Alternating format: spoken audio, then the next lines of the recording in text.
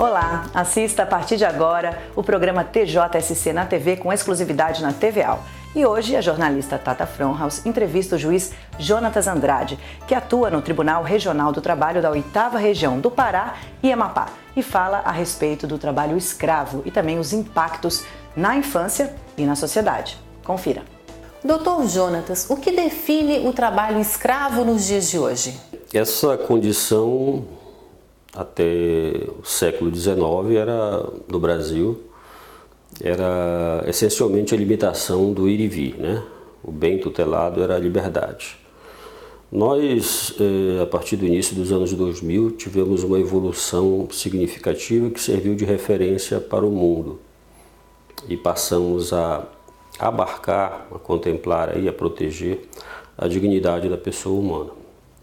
Por quê? Porque além da questão da liberdade, muito especialmente a limitação da liberdade, ela era praticada de uma forma diferenciada, muito especialmente pela servidão por dívida, mas muito especialmente pela questão da degradação da dignidade da pessoa humana. Então você encontrava na fronteira de expansão econômica, principalmente na fronteira amazônica, pessoas sendo tratadas como bichos, ou melhor, muitas vezes pior do que animais. Você chegava em algumas fazendas e os trabalhadores estavam se alimentando junto com os animais, dormindo junto com os animais, tomando a mesma água que os animais. Se os animais fossem de raça, por exemplo, esses animais eram melhor tratados do que os próprios seres humanos. Então, essas condições e a luta, né, de muita gente, a morte de muita gente naquela região, muitos líderes de trabalhadores, como os irmãos Canuto, líderes sindicais como Expedito Ribeiro de Souza, levaram diretamente à mudança legislativa de 2003.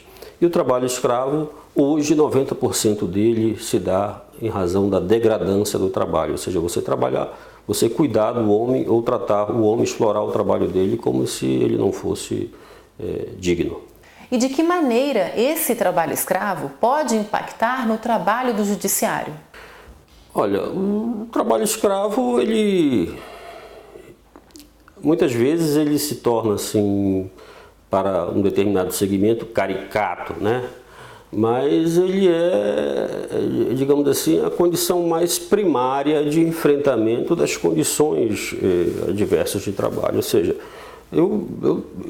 a luta por um trabalho decente lá na ponta, lá em cima, pressupõe essa elevação das condições básicas de trabalho, ou seja, o enfrentamento dessas condições precarizantes de trabalho. Então, me parece que esse é um dos desafios primeiros da justiça brasileira no que concerne ao mundo do trabalho.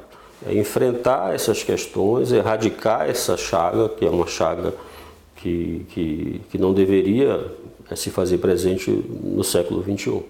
O trabalho escravo muitas vezes acaba sendo uma herança familiar. O que fazer para que não se perpetue esse ciclo? Então, isso se chama de um processo de naturalização, né? São ciclos geracionais de perpetuação da pobreza, gerações de pessoas que envolvem as crianças, né? Envolvem as famílias, que viram seus pais e suas famílias trabalhando nas mesmas condições e que perdem a noção dos direitos. Então, só um trabalho de educação ou de reeducação dessas pessoas é que pode levar a um up, digamos assim, a um resgate de sua cidadania. Então, mais que um resgate da escravidão, é necessário um resgate de cidadania. Eis que muitas vezes resgatados de trabalho escravo, da escravidão, são reincidentes, são resgatados sucessivamente. Por quê? Porque a sua cidadania não foi resgatada. Então, há necessidade do enfrentamento do resgate da cidadania. As principais dificuldades que nós estamos enfrentando hoje são as possibilidades de retrocesso legislativo, né?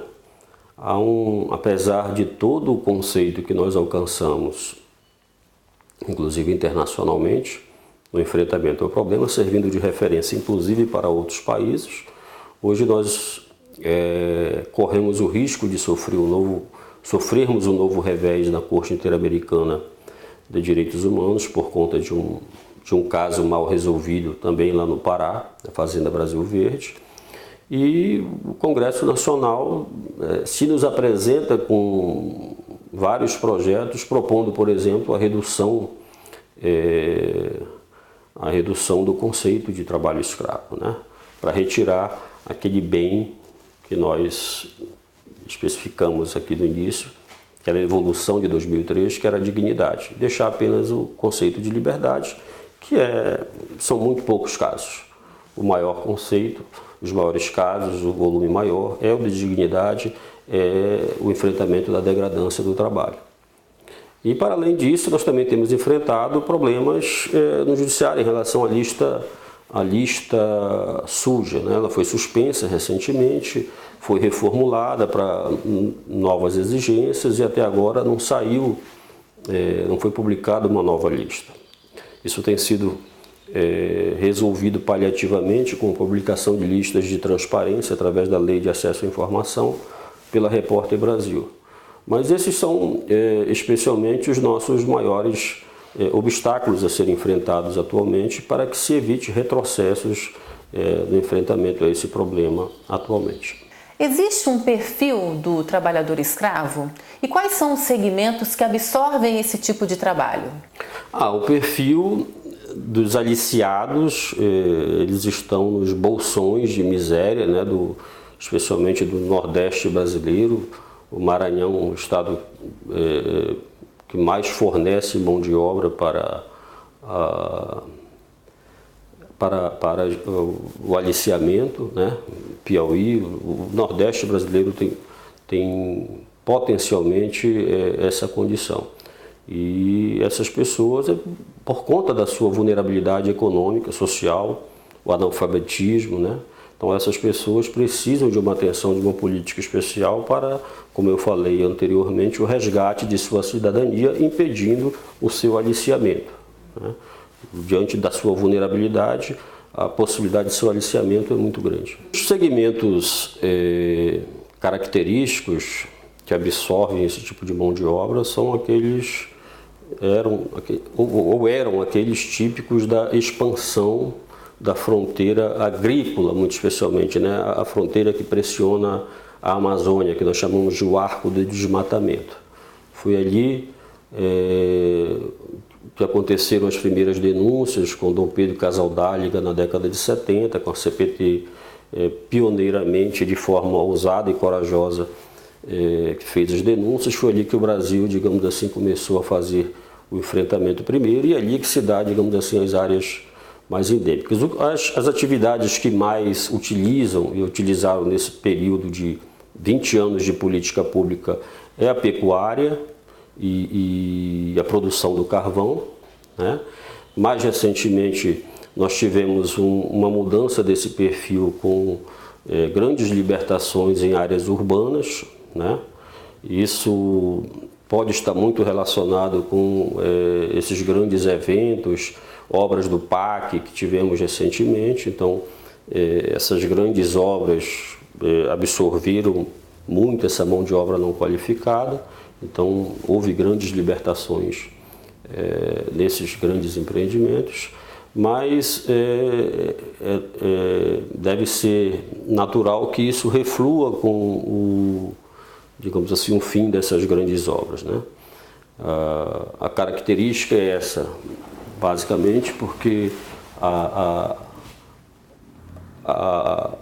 longitude, a distância, a incomunicabilidade, a dificuldade de denúncia do campo é que facilita e possibilita a escravização, o fenômeno da escravização.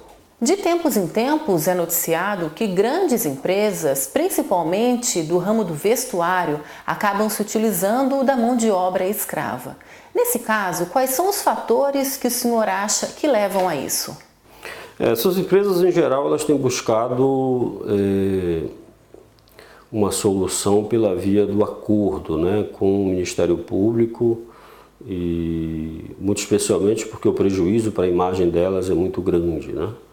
E eu não saberia mensurar, acho que é muito difícil você dizer se esses acordos estão, digamos assim, adequados para a gravidade do que eles têm, do seu procedimento. Mas isso também é possível devido a barreiras, né? Devido à forma como se organiza o trabalho e a outras barreiras, assim como no campo e na Amazônia nós temos as distâncias, as grandes distâncias como impossibilidade e facilitação. Nesses grandes centros nós temos a barreira da língua. Geralmente se exploram pessoas que vêm para cá e que não têm, que são imigrantes, né? São latinos, são chineses mais recentemente, então essas pessoas têm a dificuldade da barreira da língua e por pressuposto a dificuldade da denúncia, de denunciar aquelas condições de trabalho precárias. Em 2012, o senhor ganhou o Prêmio Nacional de Direitos Humanos concedido pela Presidência da República. Isso vale como um incentivo para o senhor continuar o seu trabalho ou acaba não interferindo no que o senhor já vem fazendo? Não, a premiação ela é de todo bem-vinda. Ninguém seria, digamos, ingênuo de dizer e de desacreditar uma premiação desse porte, mas ela evidentemente aumenta a nossa responsabilidade, né?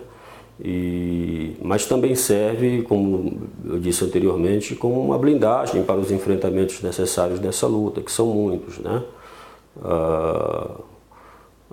As pessoas físicas e jurídicas que se beneficiam dessa prática se beneficiam por motivos econômicos, não é que elas sejam tenham uma personalidade má, boa ou má, não é isso. É que há, digamos assim, lucro ao fim e ao cabo, a ser deduzido. E se você interfere nisso, você também interfere nessa relação de custo. E aí você atrai, digamos assim, grandes inimigos em potencial. E essas premiações com certeza servem de blindagem e de reforço nesse enfrentamento. Ok, muito obrigada, Dr. Jonas Andrade, pela sua participação aqui no programa. Eu que agradeço pela oportunidade.